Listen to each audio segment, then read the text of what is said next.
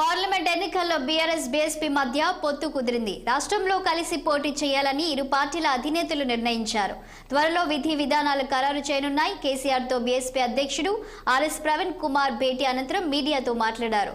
BJP కాంగ్రెస్తో రాజ్యాంగానికి ముప్పు ఉందని ఆర్ఎస్ ప్రవీణ్ కుమార్ ఆందోళన వ్యక్తం చేశారు. మాయావతితో మాట్లాడాకే పొత్తు ప్రతిపాదన పెట్టానన్న ఆర్ఎస్ పొత్తుతో మంచి భవిష్యత్తు ఉంటుందన్నారు. మరోవైపు బీఎస్పీతో వచ్చే లోక్సభ ఎన్నికల్లో కలిసి పోటీ చేస్తామని కేసీఆర్ తెలిపారు.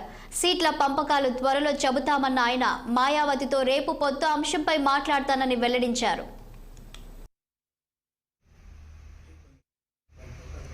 నేను బెంజీ మాయావతి గారి ఆశీస్సులతోని మరి వారిని కూడా కలవడం జరిగింది.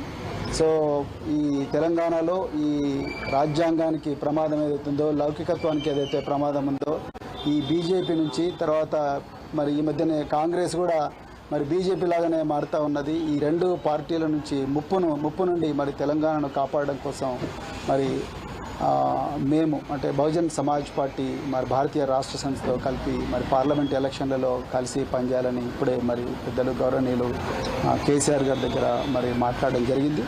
మరి తప్పకుండా మరి ఇంతకుముందు మీరు అన్నట్టుగా సీట్ల సర్దుబాటు విషయం ఏదైతే ఉందో, ఈ షీట్ షేరింగ్ విషయం అయితే మళ్ళీ మేము మా అధిష్టానానికి నివేదిస్తాం. అదేవిధంగా మరి మన మాజీ ముఖ్యమంత్రి గారు తప్పకుండా బెంజీ గారితో కూడా మాట్లాడతారు. సో దాని తర్వాత మరి ఇరు వర్గాలు ఇరు పార్టీలు ఒక నిర్ణయానికి వచ్చి తర్వాత తెలంగాణలో ఈ